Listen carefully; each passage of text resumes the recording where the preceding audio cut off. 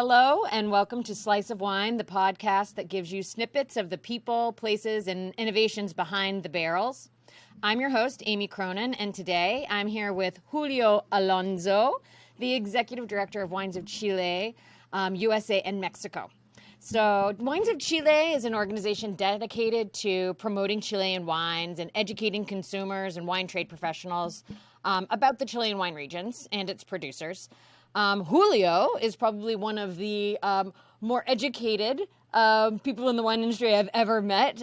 He's a trained lawyer with an international MBA and vast experience in marketing. He's been running the Wines of Chile organization for several years now, both in the United States and in Asia, where he stayed for about 6 years and built the office from scratch. So, Julio, welcome. I'm excited to have you on the show. Thank you so much. It's a great pleasure. Yeah. So you've been doing this Wines of Chile thing for some time. You've been promoting and leading the Wines of Chile organization. Tell me about the mission of Wines of Chile.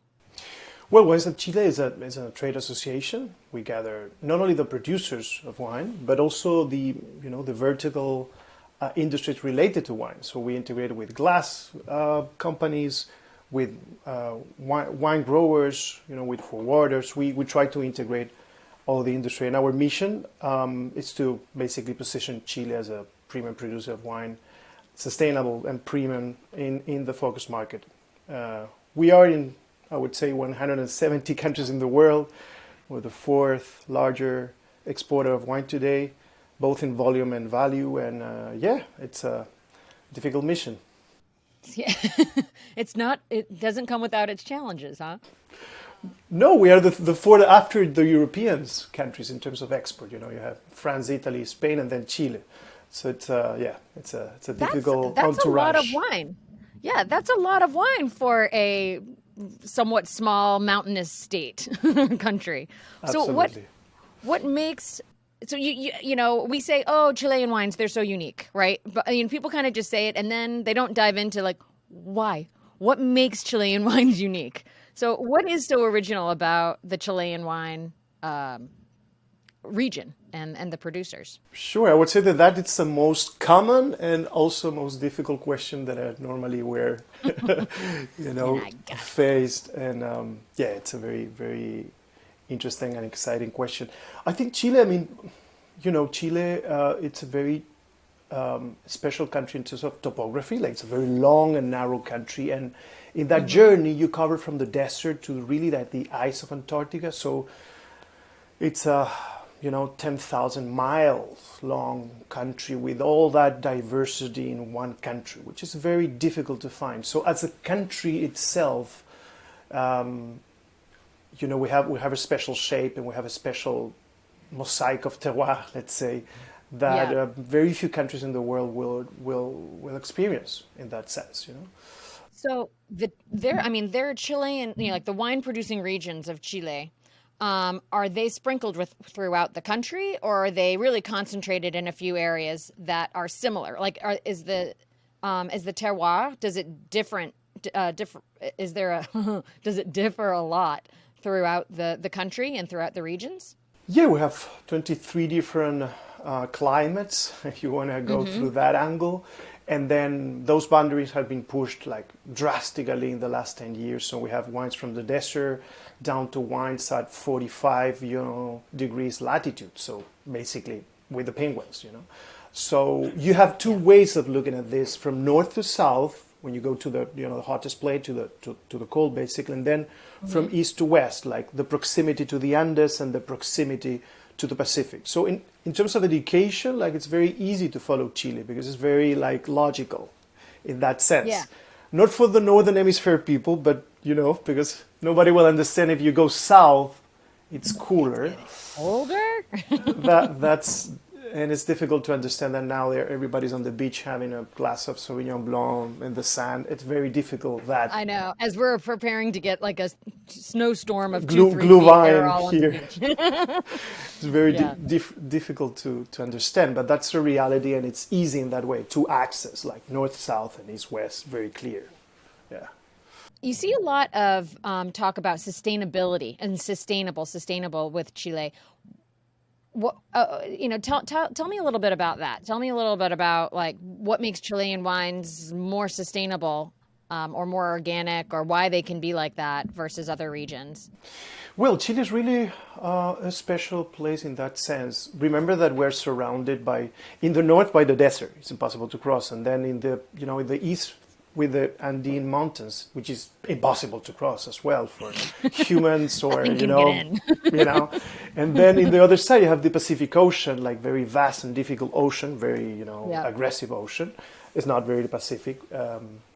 And then in the south, you have the ice. So Chile is an island within a continent, and it's true. And that applies also for viruses. That's why it's the only country in the world phylloxera free, the only one, because basically you have a match between pure nature and then, of course, the hand of the human, the government and the tradition we have in terms of protecting that ecology, that land. Yeah, sustainability basically started for Chile like in the 19th century. In 1832, there is a French naturalist who opened a nursery. There are still varieties that you find in Chile that are extinct in the rest of the world because of that. In fact, in 1860, the phylloxera basically wiped up or devastated 80% of the vineyard, let's say in Bordeaux. And in Chile, you have 6 Bordeaux variety, including Carmener, that are still found in Chile. So these are the original variety, like the original strains from Bordeaux that still exist in Chile. Correct. They disappeared in the rest of the world and then remain in Chile. Of course, with the years, those variety evolved, Yeah. and became absolutely Chileans. But yeah, are the initial extinct 19th century variety extinct in the 19th century that remain in Chile. So that's for me that's really, let's say, the beginning historically about sustainability, and then we take it from there, right? But we have natural conditions that make this possible. Yeah. It's amazing. It's amazing. It's like one of the world's wonders as far as like wine regions are concerned. And probably other things as well. but Yeah, if you think today in terms of the ecology and the global warming, like there is only 5 places with Mediterranean climate in the world, and one of those is Chile. And then within that structure, you have things that are, really, really special that you won't find elsewhere. Yeah. now, Chile's known for being, hey, they having great value for their wines.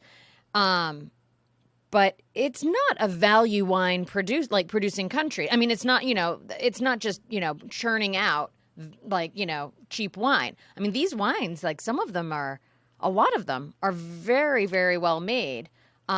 It's just the price is lower here in the United States.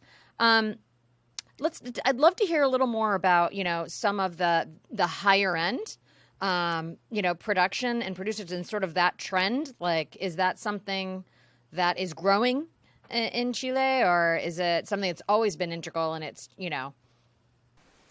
This is changing as we speak in the US today. If you want to, a little bit of numbers, wines above $50 bottle, like retail price, and above $100 bottle retail price are growing double and triple respectively than the rest of the wines in this market. And of course, it's a slow base, but it's the best segments for Chile today. We used to have a very, very narrow spectrum of wines in these segments, and now this is changing. And 21 was a huge year in that sense, was a huge year for wines above those prices for Chile. And yeah, what's the reason? It's of course take time, right, to position and to really convey the extreme quality of Chile. And I think there is a regionality happening in Chile that of course contribute to that. You start seeing specific DOs for specific varieties in the last 20, 30 years. And then when you do a good work for that, extension of time, you harvest. And this is what is happening. like with the classicals from Chile in Maipo, Aconcagua, Palta, I would say, with more Bordelais style varieties, to the patrimonial strains from Chile that are Carignan, Países, and Sensos that are vines that arrived 400 years ago to the country. So just to speak about a couple of branches of this new Chile that it's now happening. Yeah. Very cool. Well, so you mentioned some sort of indigenous varieties, or they're old varieties that are sort of kind of making that are still produced in Chile, and that's something that you kind of think of, like, you think Chilean wines and you think Sauvignon Blanc, Cabernet, maybe some Bordeaux blends, like very Bordeaux driven in the United States. That's what we know. But it sounds like there are other grape varieties that are starting to emerge in the exports as well. Yes, absolutely. We have our flagship variety is Cabernet Sauvignon. I would say that if you want to see it through any metric, like 100-point wines of Chile, they will all be Cabernet. Still, because we're very Make good some producers. great Cabernet. Yeah. We have great Cabernet, and we have a flagship variety, which is the signature variety, which is Carmener. Like, it's a unique variety in Chile, and most of the very good blends from Chile will have, a small or significant portion of Carmener in the blend.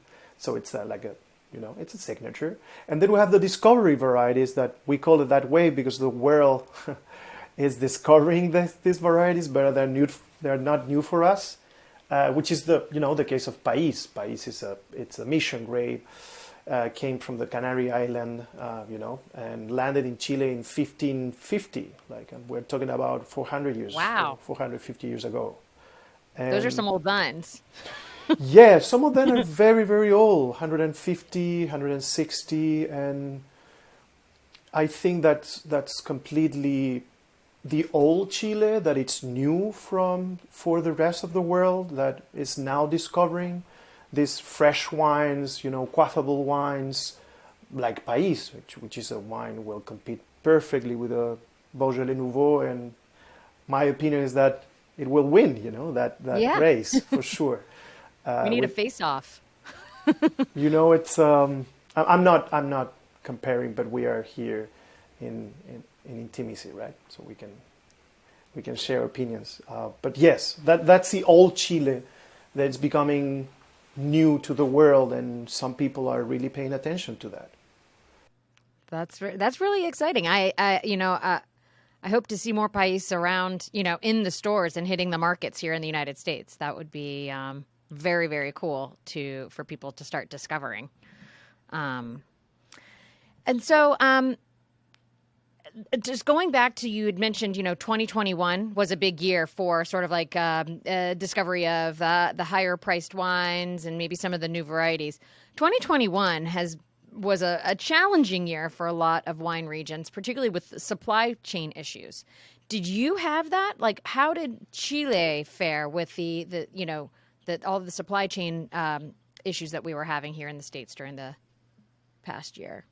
There are many factors. It's difficult to give you a definitive answer, but yes, we were privileged in that sense because Chile has has a lot of flow in terms of vessels and have big ports, Valparaiso and San Antonio, that are not only, of course, for wine. We are the biggest exporter of copper in the world, which grew 41% in 21, and it's a huge amount it's more than 50 billion in exports. And then you have all the rest of the commodities that Chile produces, like wood, and in the the food side, we're very, very big in fruit.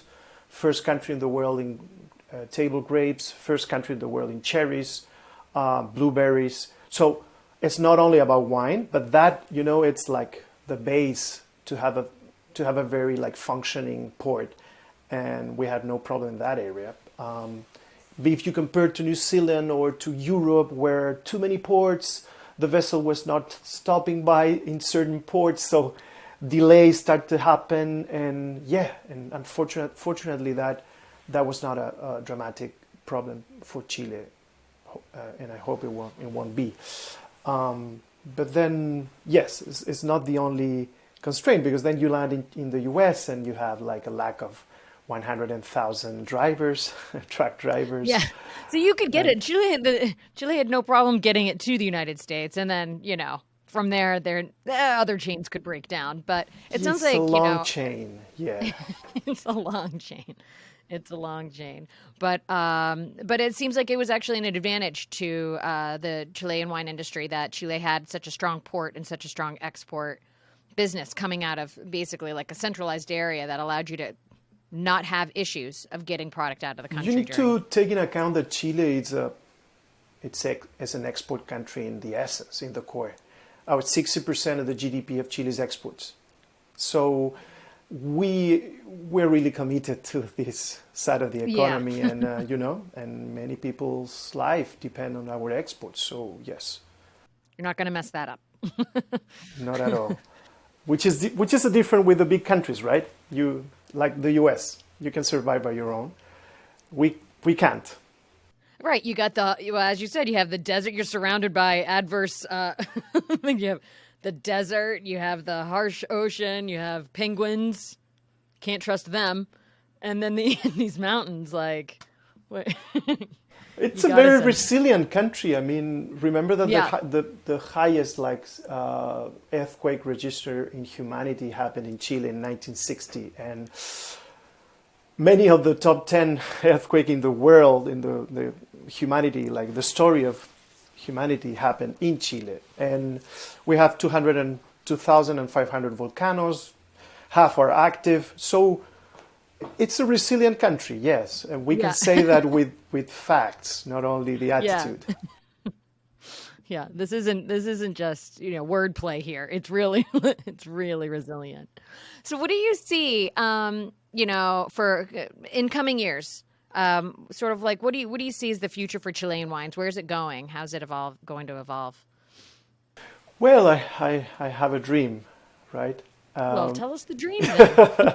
No, but we are far away. People think that it's hard to get to Chile, which is not, because for a person living in the East Coast or in New York, I don't know, you will take a night flight and you will wake up in Chile and have a great breakfast there, and there's no time zone difference, so it's ideal. It's better than go to Hawaii in that sense. It's much easier. And so, of course, we need more people coming down to experience the culture, the friendship, the terroirs, the climate, that it's great, and our wines. And that is something that hopefully after the pandemic will happen. And yeah, it's about exploration and education, of course, for Chile, because we have a lot of stories to tell. But since this is a very competitive arena, we are competing with other stories, of course. But I think our mission is precisely that, to bring to these markets like the depth of our history and people. And I think it's a combination. When you see U.S. consumers going to Portugal and then enjoying the wines and the food and the music from Portugal, is precisely because they are experiencing that culture by traveling there. And we are partnering with tourism from Chile and other industries to make that possible, to build an image for Chile, not only in wine terms. You need the whole, spectrum of cultural assets. Well, so if there are 3 takeaways, or I don't know, 2 or 5 or whatever, a handful, takeaways I could put on my hand about Chile and Chilean wines, what would you like them to be? What should they be? People. Another very difficult question with a lot of answers. We're hard hitting here on Slice of Wine. No, I think if you want to drink sustainable, drink Chile and explore really what are our commitments in that arena, like socially, ecologically, in terms of biodiversity. Like Chile, it's really like top of the notch. And then please, I will encourage to dig in our diversity of wines. Don't just try our fabulous cabs, but then you can go down, for extraordinary países and for marvelous Carmeners and for the great Sauvignon Blanc now in the spring. I'm saying spring, but it's the middle of the winter. But but in Chile it's summer, so Sauvignon Blanc is fair game. I still have my mind in the summer in Chile, yes. So, but yes, diversity, sustainability, diversity, it's overwhelming. And then please visit us. Go to Chile. I mean, we were featured by Bloomberg as the safest place on earth for this winter to be. And yeah, some friends landed there, but we need more. Awesome. Well, I like those takeaways, and I'm going to look on Expedia for a ticket to Chile, and anything to get away from this storm that's coming down the pike. But it sounds like a beautiful place It's to a be. great option where 97% of people vaccinated, adult population. So it's a great place to go now. Awesome. Well, thank you, Julio. It was wonderful having you on the show. And check out Wines of Chile .org, right? Correct. Check out winesofchile.org. Look on Chile. Expedia for tickets. Huh? And Drink Chile, our social media. Drink Chile. Yes, their social media handle. And look for tickets to go down there, possibly this winter, and enjoy some time. Please let me know. Call Julio. Thank you, Julio, for joining us. Thank you very much. A big pleasure.